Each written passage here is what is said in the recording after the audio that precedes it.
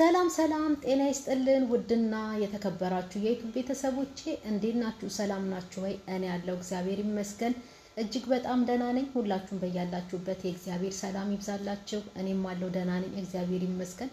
ሰሞኑን ደግሞ የአብርሃምንና የሩታን ግርግር እያየው ነውና ስለ አብርሃም ስለ ሩታም ትንሽ ነገር ነው ለማለት የመጣሁትኝና ቤተሰብ ምን መሰላችሁ? አሁን እንደው እውነት ለመናገር ይሄ ነገር እንደው እንደዚህ አይነት ነገር ተፈጥሮ ከሆነ ሩታም ኤፍሬምም ተመሳጥረው አብርሃምን እንደዚህ አድርገውት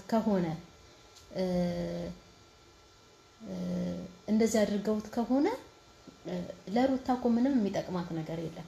በእውነት ሰው ከልቡ ሲሆን ከቀልቡ ሲሆን ከራሱ ጋራ ሲሆን አይምሮ ያለው ልብ ያለው በራሱ መንቀሳቀስ ራሱ ህሊናው አዞት አስቦ የሚያደርገው ነገር ሲሆን ነው ደስ የሚለው አይደለ? አሁን እኮ አብርሃም ሰሞኑን እንደምናየው በቃ በድን እኮ ነው በድን። አሁን ሩታ ካላለችኝ ኤፍሬም ካላለኝ እያለ በእነሱ የሚንቀሳቀስ ሰው ሆኗል። እንግዲህ እኔ ይሄ የድራማቸው ነገር መቼም እኔ አላቅም። የእውነት ግን ከዚህ ቀደም አንድ የሰማሁት ነገር አለ። አብርሃም ለአባቱ ትልቅ ቤት ቡታጅራ ላይ ትልቅ ቤት ጀምሮላቸዋል። ያደርግለት እግዚአብሔር ይርዳው። እና እንደዚህ የሚሆነው አንዳንዴ ለስራ ነው ብዬ አስባለሁ። ደግሞ ስራም እየሰሩ ነው። እርግጥ ነው ሰው እኮ በዚህ ልክ እንደዚህ የሆነ በቃ መስተፋቀርም ድግምትም ምናምንም ተደርጎበት በድን ከሆነ ሰው ጋራ አብሮ መኖር የሚፈልግ ሰው አይኖርም አይደል እንዴ? ምን ነው ይሄን ብቻ አይደለም ማየት እኮ ያለብን። አሁን ለምሳሌ ሩታ እንደዚህ አይነት ነገር አድርጋበት ከሆነ አብርሃም ላይ ወደ ራሱ አለመመለስ አብርሃም እኮ በቃ በድን ሆኗል እኮ። ሩታ የምትለውን ነገር ብቻ ነው የሚያደርገውና ኤፍሬም የሚለውን ነገር ብቻ ነው የሚያደርገው። አሁን ለምሳሌ ሩታ ከአብርሃም ጋር ምን አይነት የፍቅር ሰዓት ልታሳልፍ ነው? ምን አይነት ደስ የሚል ጥሩ ሰዓት ልታሳልፍ ነው ከሱ ጋር እንደዚህ ከሆነ ሰው ጋር? የእውነት ይሄ ነገር ተደርጎ ከሆነ ማለት ነው። ግን አይደለም እንዴ? አሁን እኮ አብርሃም እኮ ዝም ብሎ የቆመ ግንድ እኮ ነው የሆነው።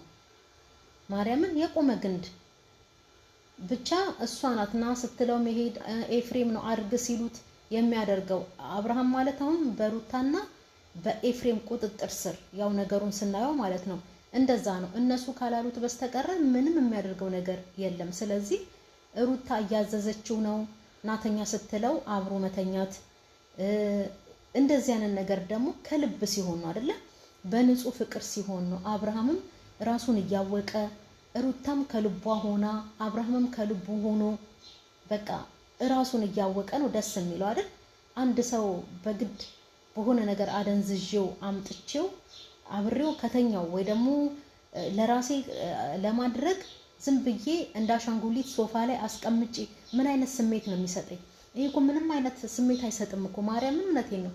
ምን አይነት ስሜት ይሰጣል ቤተሰብ? የእውነት ምንም። አንደኛ ነገር ምን ያስደስታታል? ሩታስ ብትሆን ምንም የሚያስደስት ነገር የለውም። ምክንያቱም ይሄ ግንድ ነው፣ በቃ ግንድ ሆኗል አብርሃም። ምንም በራሱ አይምሮ በራሱ ህሊና በራሱ እንትን የማይንቀሳቀስ ነው። ሩታ ናት የምታንቀሳቅሰው። ስለዚህ ሩታ እሱን ሳቅፋ የምትተኛው የትኛው ልቧ ታዞላት ነው? ምን አይነትስ እንደው በእውነት በጣም እኮ ነው የሚከብደው። እንዴ በድን ከሆነ ሰው ጋራ እንዴት ሰው ይተኛል? አብርሃም አሁን በድን ሆኗል እኮ በቃ ምንም እንደምናየው እንግዲህ እውነት ከሆነ ይሄ ነገር እንደው በቃ የሚንቀሳቀስ በድን እኮ ሆኗል። እና ሬሳ ታቅፋ ነው የምትተኛው። ልጁ ሳይፈልግ ምንም ሳያቅ ምንም ስሜት ሳይኖረው አብራስ እንደው መተኛት ከፈለገች የፍቅር ሰዓት እንኳን አብሬው ላሳልፍ እንኳን ካለች ማለት ነው። ሰው እኮ መደሰት አለበት አይደለ? የሚያደርገውን ነገር የሆነ ስሜት ሊኖረው ይገባል አይደል እንዴ? ግን ሩታ አሁን እዚህ ጋር የሆነ እራት ግብዣ ላድርግ ወይ ደግሞ ጥሩ የቁርስ ጊዜ ከባሌ ጋራ ላሳልፍ፣ የምሳ ጊዜ ከባሌ ጋራ ላሳልፍ ብላ የሆነ ደስ የሚል ነገር አድርጋ ይዛው ብትቀመጥ ለአብርሃም ሴንስ ካልሰጠው እሷስ ምኑ ነው የሚያስደስታት እንዴ? እያየችው ዝም ብላ ያዘጋጀችውን ነገር እያየች ወይ ደግሞ አብርሃምን እያየች እሷ ለብቻዋ ልትደሰት ነው? አብርሃም ሳይደሰት ከራሱ ጋራ ሆኖ እንደፈለገ በቃ ከሚስቱ ጋራ ፍቅሩን አጣጥሞ ምናምን ነገር ካልተደሰተ ከራሱ ጋር ሆኖ እንደዚህ በድን ሆኖ እሷ ብቻ ለፍታ እሷ ብቻ እንደዚህ አድርግ እያለችው እሺ እያለ እያደረገ ይሄ ምን ስሜት ይሰጣል? ይሄ ምንም የእውነት በጣም የሚያስጠላና የሚደብር ነገር ነው፣ የእውነት ከሆነ ማለት ነው። ግን እኔ ሳስበውም እንደሰማሁትም ከሆነ የእውነት አይደለም። ይሄ ስራ ነው፣ በቃ እነሱ እየሰሩ ያሉት ስራ ነው። ምክንያቱም ልጁ እንኳን ከተወለደ እግዚአብሔር ያሳድገውና አመት ሊሆነው ነው። ቤተሰብ አመት ሊሆነው ነው። አመት ከምናምናቸው ሲጨቃጨቁ እዚህ ደርሷል። እንደው ምናልባት የፍርድ ቤት ጉዳይ ነው እንደዚህ ይሄን ያህል የሚረዝመው ነገሮቹ እስከሚቋጭ ድረስ እንጂ ባልና ሚስት በዚህ ልክ ተጨቃጭቆ በዚህ ልክ ይሄን ያህል አመት ሲጓዝ እኔ አይቻላቅም እውነት ለመናገርና እንደገና ደግሞ የሩታ ቤትንም እኔ ዝም ብዬ ሳየው ፎቶ የአብርሃምም የሷም እንደተሰቀለ ነው። ምንም የተቀየረ ነገር የለም ቤት ውስጥ ራሱ ማለት ነው።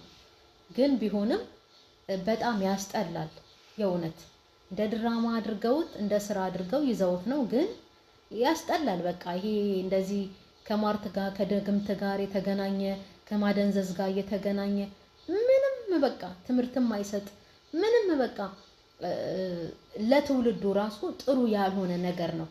ለራሷ ልጅ ለህፃኑ ለራሳቸው ልጅ ምንም በቃ ነገ አድጎ ሲያየው የማያስደስት ነገር ነው።